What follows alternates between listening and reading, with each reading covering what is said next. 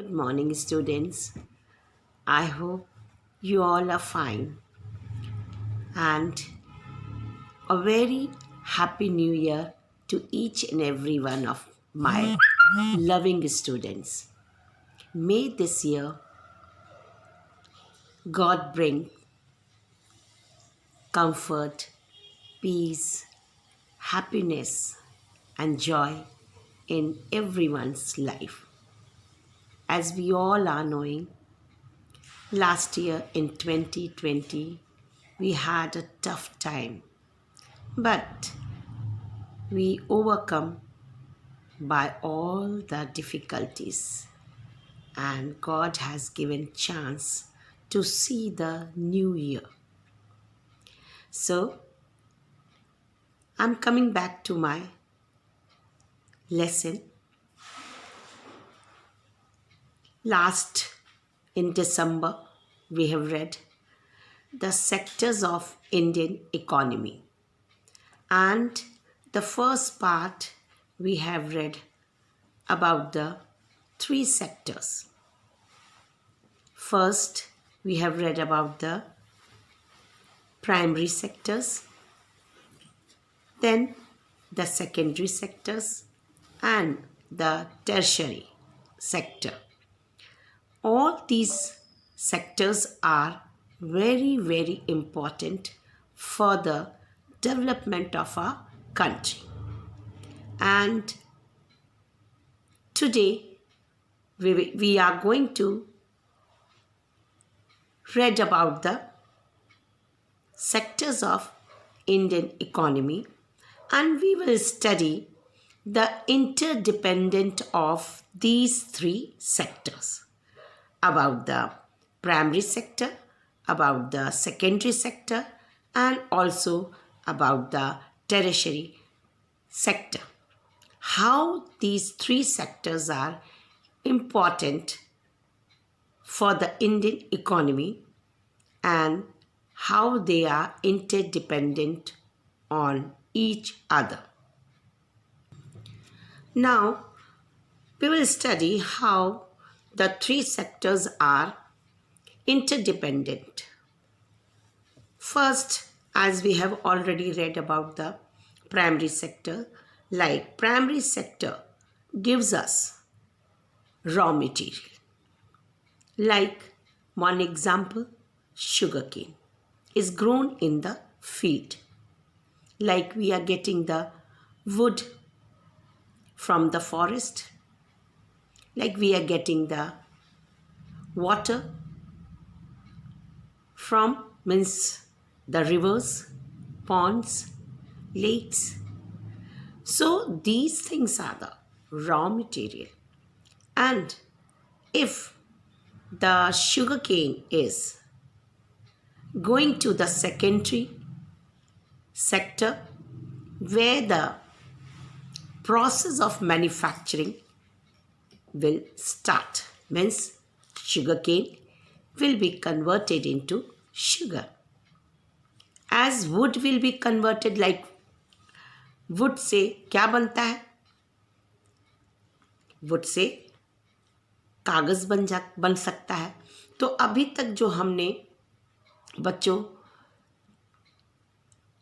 अर्थव्यवस्था को हमने पढ़ा, तो वो हमारे लिए बहुत ही ज़रूरी है. ये तीन सेक्टर्स, सबसे पहले तो हमने प्राइमरी सेक्टर्स को पढ़ा, उसके बाद सेकेंडरी सेक्टर को पढ़ा और फिर टर्शरी सेक्टर को पढ़ा.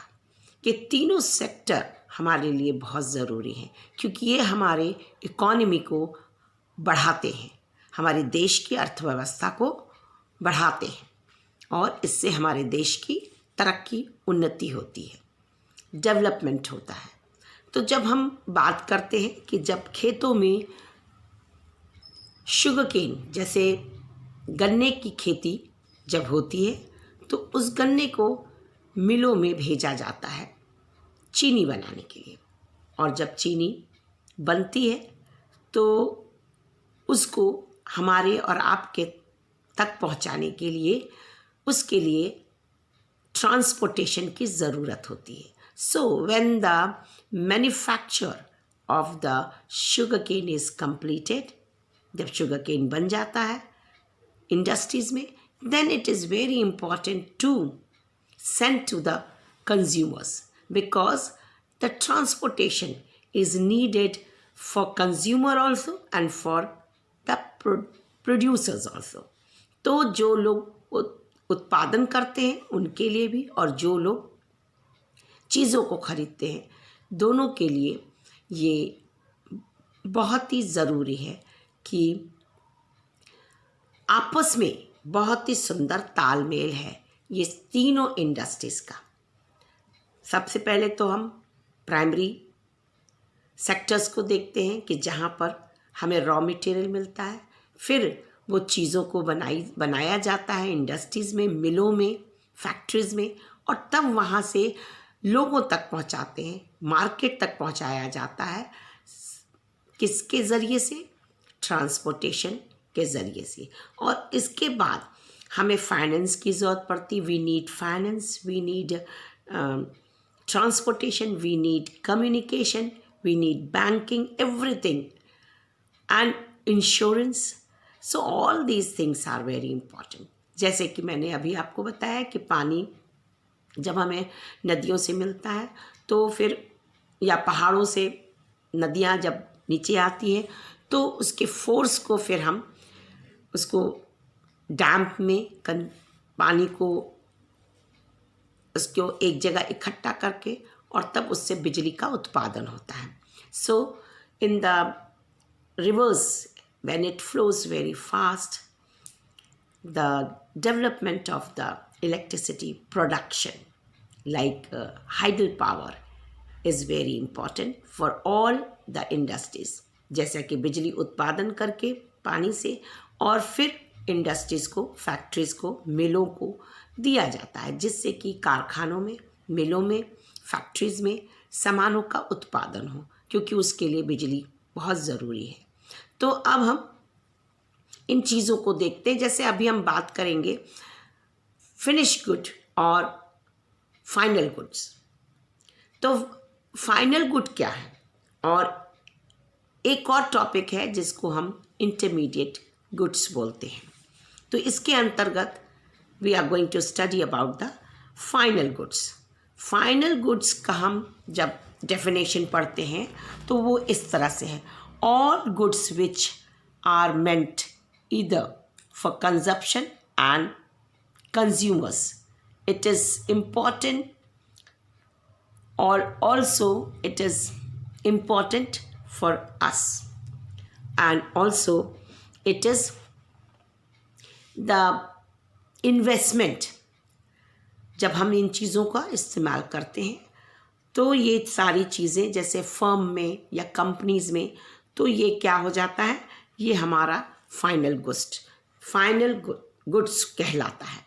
मतलब एकदम कंप्लीट कि ये पूरी तरीके से ये गुड्स जो है फाइनल मतलब एकदम कंप्लीट होकर हमारे तक पहुंचता है।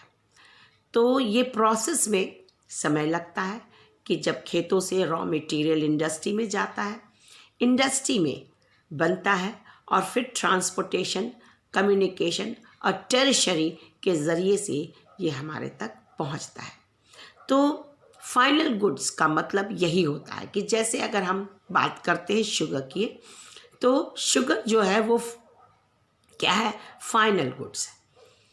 क्योंकि शुगर को बनाने के लिए बहुत से प्रोसेस की ज़रूरत होती है, लेकिन जब वो हमारे पास आता है, हम शुगर का मतलब इस्तेमाल करते हैं मीठा बनाने में या कोई चाय में इस्तेमाल करते हैं, तो वो फिनिश गुड है। इसी तरह से हम ब्रिक्स को ले लें। जैसे ये ब्रिक्स जो है, पहले तो हमें सॉइल से ब्रिक्स बनती है और तब जब हमारा कंस्ट्रक्शन वर्क कंप्लीट होता है, घर बन जाता है, तो फिनिश गुड हो जाता है। लेकिन इंटरमीडिएट का मतलब होता है कि जो चीज़ें हमें मिलती है like from the primary and then it is converted. जैसे कि हम एक एग्जांपल ले लें, जैसे बिस्किट जो है वो फाइनल गुड्स है, लेकिन इंटरमीडिएट क्या, बिस्किट को बनाने के लिए हमें क्या क्या चीज़ों की ज़रूरत पड़ती है। जैसे उसमें ज़रूरत पड़ती है दूध, चीनी, ठीक है, और बहुत सी और भी चीज़ों को की हमको ज़रूरत पड़ती है। तो दूध, चीनी, ये सब चीज़ें क्या है, ये इंटरमीडिएट है। बिस्किट कैसे बनेगा, जब तक कि जैसे उसमें हम फ्लोर डालते हैं, ठीक है, और उसमें जैसे शुगर डालते हैं और सॉल्ट भी डालते हैं। सॉल्ट, कभी नमकीन बिस्किट बनती, कभी मीठी बिस्किट बनती। तो बिस्किट जो है वो हमारा फिनिश गुड है, लेकिन उसमें जो सामान हम डालते हैं वो इंटरमीडिएट हो गया। अब जैसे कि रेसिडेंशियल, जैसे हमारा घर या आपका घर या कोई होटल, तो वो चीज़ जो जैसे आपका घर है या मेरा घर है, वो क्या हो गया, वो फिनिश गुड है। लेकिन उसको बनाने के लिए हमें क्या क्या क्या क्या चीज़ों की ज़रूरत पड़ेगी। What are the things we require for making the residential और making the house? Brick, iron, sand, then we need iron, and also we need the cement. So these things are intermediate, जिसके ज़रिए से by which we are going to make a house. So these are the intermediate goods, but when it is completed, it is called the finished goods. Like when mummy prepare the paneer sabji. When it is paneer sabji is prepared and it is kept on the table, it is a finished good. But intermediate things she needs: paneer, spices, oil, for garnishing some like cheese cubes and many other things like Amul, that उस पर जो आप डालते हैं, ठीक है, अमूल की cream, ये सारी चीज़ों को जब आप मिला के बनाएंगे तो चीज़ बहुत बहुत ही टेस्टी बनेगी। तो ये इंटरमीडिएट हुआ। अगर ये चीज़ें नहीं है तो आपकी सब्जी नहीं बन पाएगी, क्योंकि पनीर जो है वो मेन इंग्रेडिएंट है। तो इसलिए उसको हम क्या बोलेंगे, इंटरमीडिएट। लेकिन जब पनीर की सब्ज़ी बनकर आपके सामने प्लेस की जाती है तो वो क्या होती है, वो फिनिश गुड्स होती है, ठीक है। तो अब जैसे हम कपड़ा पहनते हैं, कोई भी ड्रेस आपके पास आ गई तो फिनिश गुड है, आपने तुरंत उसको निकाला, पहन लिया। लेकिन उसको बनाने के लिए जो चीज़ों का इस्तेमाल होता है वो इंटरमीडिएट होता है, इंटरमीडिएट गुड्स होता है। वो सामान, कच्चा माल उसमें प्रयोग किया जाता है। अब आगे हम पढ़ते हैं, इसके बारे में हम थोड़ा सा और पढ़ेंगे। Now about the what is service sector. Service sector means when the services are given to the finish goods, like the progress and the prosperity of the country depends upon the development of the agricultural and the industrial sectors. मतलब हमारे देश की जो उन्नति है, तरक्की है, वो दो चीज़ों पर निर्भर करती है। एक तो उद्योग धंधों पर और दूसरा हमारे कृषि पे। तो ये दोनों चीज़ें अगर साथ में चलेंगी तो हमारे देश की तरक्की बहुत तेज़ी से होगी। अब हम बात करते हैं, but these sectors need services and facilities like, मतलब कोई भी एग्रीकल्चर को भी, कृषि को भी, साथ में इंडस्ट्रीज़ को, सारे उद्योग धंधों को, जो भी हमारे उद्योग हैं, हमारी इंडस्ट्रीज़ हैं, हमारी मिल हैं, हमारे कारखाने हैं, उनके लिए क्या सर्विसेज ज़रूरी है। तो सबसे पहले तो आपको कोई भी चीज़ बनाने के लिए पावर की ज़रूरत होती है, बिजली की ज़रूरत होती है, ट्रांसपोर्ट के लिए मतलब परिवहन की ज़रूरत होती है, टेलीकम्युनिकेशन के लिए जैसे दूर संचार की ज़रूरत होती है। फिर हम देखें कि रोड, सड़कों की ज़रूरत होती है, पोर्ट्स की, बंदरगाहों की ज़रूरत होती है, वाटर सप्लाई जैसे पानी की व्यवस्था, मार्केटिंग, मार्केटिंग तो आप जानते हैं कि बाज़ार की ज़रूरत होती है। बैंकिंग, सबसे पहले तो हम बैंक की बात करते हैं जहाँ से हम सारे लोग, चाहे कंज्यूमर्स हो और the producers, both need the finance from the banks. And also the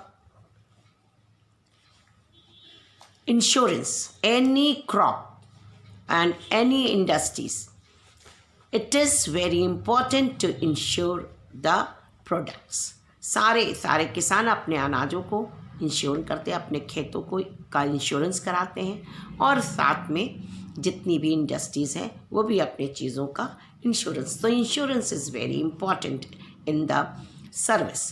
end also the technical training institution, all these things, the proper functioning, it is very important. किसी भी चीज़ों को सुचारू रूप से चलाने के लिए ये सारी चीज़ों का होना बहुत ज़रूरी है, तभी हमारा कृषि और साथ में हमारे कल कारखाने बहुत अच्छे से चलेंगे। Without energy like electricity and power, बिना बिजली के द इंडस्ट्रियल सेक्टर, जो हमारे कारखाने हैं, हमारे मिल्स हैं, हमारे इंडस्ट्रीज़ हैं, it is not possible to run, ये नामुमकिन है इसको चलाना। So that's why power supply is essential for the industry. इसलिए पावर जो है, बिजली का उत्पादन कारखानों को देना बहुत ज़रूरी है। बिना इसके हमारे कारखाने, हमारे कोई भी प्रोडक्ट नहीं बन सकता है। और फिर साथ में ट्रेड को ले लीजिए।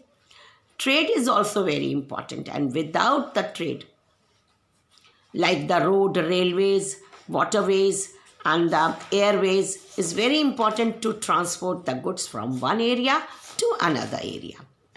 So it is very important. Like first we have read about the agriculture. Is it important? Water supplies, electricity is important, and now trade is also very important. And then next is banking and insurance is very important. Without the bank facilities, without the money, neither the farmers will work, neither the industrial people will work. So both need the finance. दोनों को पैसों की ज़रूरत होती है, इसलिए bank और finance दोनों को बहुत ज़रूरी है कि अपना तालमेल बना कर चलें, जिससे कि हमारे देश की तरक्की में कोई बाधा ना आए। In this way the facilities और service of power, energy, transport, telecommunication, banking, insurance, marketing, educational institutions and hospitals, etc. are very, very important for the development of our economy. So, because these are working for the progress of the country. Without these things, no country will develop. So, अभी हमने क्या पढ़ा? What is service sector? तो अभी हमने ये 3 चीज़ों को पढ़ा जिसमें हमको सर्विस मिल रही है। रॉ मटेरियल हमें खेतों से मिलता है, फिर वो रॉ मटेरियल सेकेंडरी सेक्टर्स में जाता है, इंडस्ट्रीज़ में जाता है, और फिर वहाँ से हमारे पास लोगों के पास और पब्लिक के पास जाता है।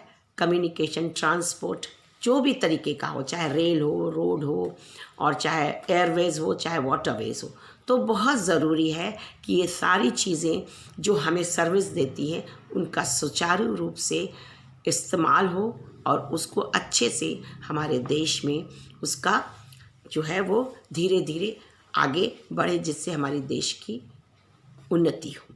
अब हम पढ़ते हैं what is infrastructure of an economy. Infrastructure क्या है? What is infrastructure? जब हम बात करते हैं इंफ्रास्ट्रक्चर की, तो द इंफ्रास्ट्रक्चर